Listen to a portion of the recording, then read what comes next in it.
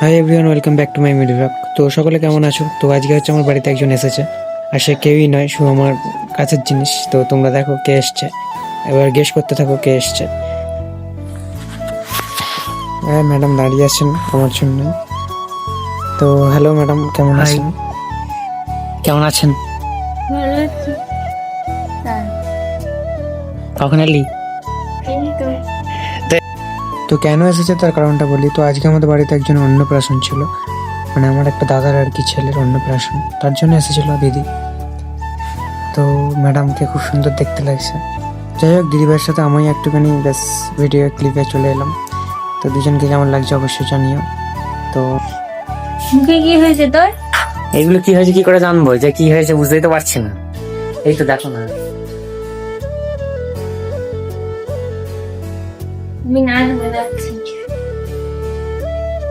এতো